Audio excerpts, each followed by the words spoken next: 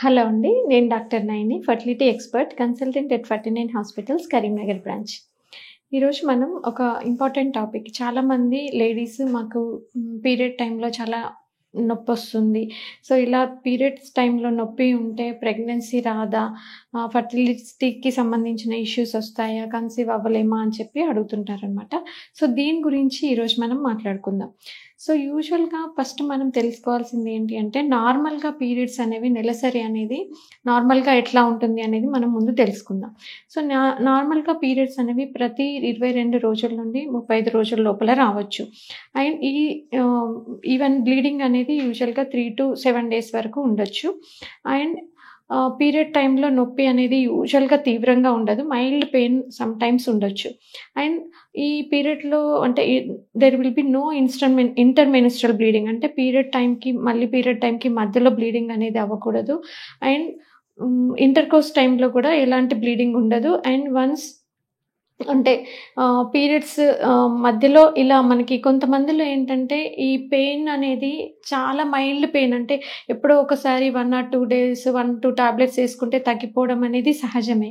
కానీ ఈ నొప్పి అనేది ఇప్పుడు పీరియడ్స్ ముందు నుంచి స్టార్ట్ అయ్యి, పీరియడ్ టైంలో కూడా నొప్పుంది, తర్వాత పీరియడ్ అనేది తగ్గినా కూడా అలా నొప్పి కంటిన్యూ అవుతుంది అనంటే అది చాలా ఎక్కువగా ఉన్నట్టు.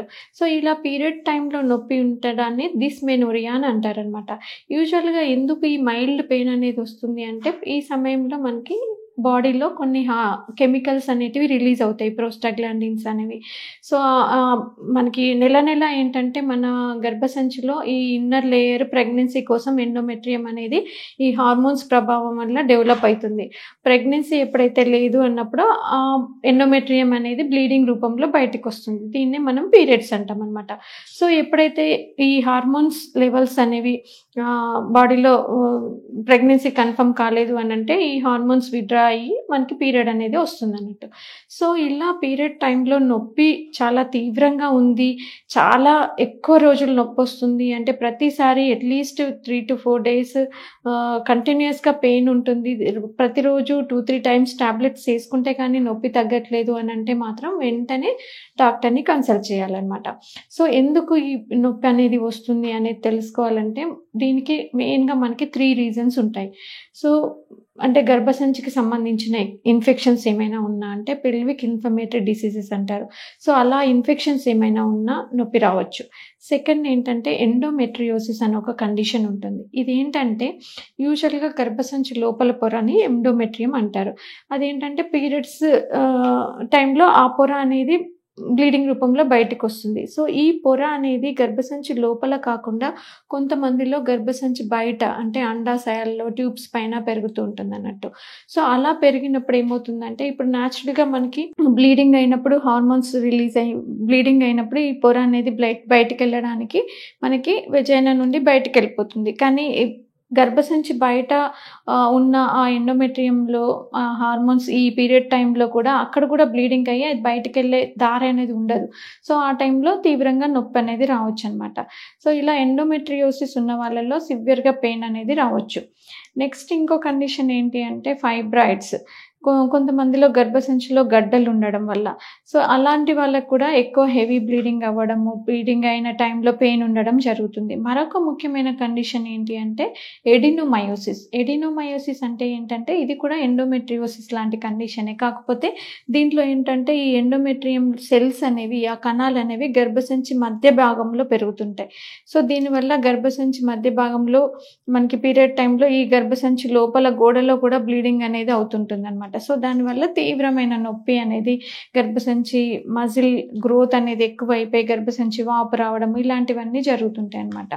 సో, ఈ కారణాల వల్ల పీరియడ్ టైంలో నొప్పి అనేది రావచ్చు. సో, అంటే లేడీకి అది సేమ్, అంటే పెయిన్ థ్రెషోల్డ్ అనేది డిఫరెంట్‌గా ఉంటుంది. మీకు రెగ్యులర్‌గా ఉన్న టైంలో కాకుండా ఇలా సివియర్‌గా మీకు పెయిన్ వస్తుంది అనంటే మాత్రం ఖచ్చితంగా మీరు డాక్టర్‌ని కన్సల్ట్ చేసి ఏ రకమైన కారణాల వల్ల మనకి ఈ పెయిన్ వస్తుంది అనేది తెలుసుకోవాలి. సో, డాక్టర్‌ని విజిట్ చేసినప్పుడు మీకు కొన్ని హార్మోన్ టెస్టులు కానీ, లేదంటే బేసిక్‌గా స్కానింగ్ చేసి మీకు ఏ ప్రాబ్లమ్ ఉంది అనేది తెలుసుకోవడం జరుగుతుందనమాట. సో, దానికి ఏ కారణం ఉంది అనే దాన్ని బట్టి మీకు ట్రీట్మెంట్ ఎలాంటి మెడికేషన్ ఇవ్వాలి అనేది డిసైడ్ చేస్తారు. సో, కొన్నిసార్లు సింపుల్ అనాల్జెసిక్స్‌తో మీకు పెయిన్ అనేది కంట్రోల్ కావచ్చు. కాకపోతే ఏంటంటే కొన్ని సార్లు మినిమమ్ మైల్డ్ పెయిన్ ఉందనుకోండి, చిన్న చిన్న హోమ్ రెమెడీస్ అంటే కడుపు పైన మసాజ్ చేసుకోవడము, ఆయిల్ మసాజ్ చేయడము, హాట్ వాటర్ ప్యాడ్ అలా పెట్టుకోవడము, దానివల్ల కూడా పెయిన్ అనేది తగ్గొచ్చు. అండ్ కొన్ని రకాల అనాల్జెసిక్స్ అంటే ఇబుప్రోఫెన్, డైక్లోఫెనాక్ ఇలాంటి టాబ్లెట్స్ ఎన్ఎస్ఐడ్స్ అంటారు. సో, ఈ రకమైన టాబ్లెట్స్ ఇవ్వడం వల్ల కూడా పెయిన్ అనేది తగ్గొచ్చు. కాకపోతే మీకు మీరుగా ఈ టాబ్లెట్స్ ఓవర్ ద కౌంటర్ తీసుకొని వాడకూడదు. ఎందుకంటే కొన్ని సార్లు కొన్ని ప్రాబ్లమ్స్ ఉన్నవాళ్ళు, అంటే హార్ట్ ప్రాబ్లమ్ ఉన్నవాళ్ళు, కిడ్నీ ప్రాబ్లమ్ ఉన్నవాళ్ళు ఈ మెడికేషన్ అనేది వాడకూడదనమాట. సో, డాక్టర్స్ ప్రిస్క్రిప్షన్‌తోనే ఈ అనాల్జెసిక్ టాబ్లెట్స్ అనేవి తీసుకోవాల్సి ఉంటుంది. ఆ తర్వాత ఇంకొంతమందికి చిన్న హార్మోన్ టాబ్లెట్స్ అంటే కాంట్రాసెప్టివ్ పిల్స్ కానీ, ప్రొజెస్ట్రాన్‌కి సంబంధించిన మెడికేషన్ లేదంటే మిరీనా ఇలాంటి మెడికేషన్ వల్ల మీకు ఈ నొప్పి అనేది తగ్గేలా మీ డాక్టర్స్ మెడికేషన్ అడ్వైస్ చేయడం జరుగుతుందనమాట. సో, బేసిక్‌గా ఈ నొప్పి పీరియడ్ టైంలో నొప్పి అనేది చాలా తీవ్రంగా ఉంది అంటే మాత్రం మీరు ఖచ్చితంగా డాక్టర్‌ని కన్సల్ట్ చేసి కారణం ఏంటో తెలుసుకొని ఆ రకంగా మీరు ట్రీట్మెంట్ తీసుకోవాల్సి ఉంటుంది. Thank you.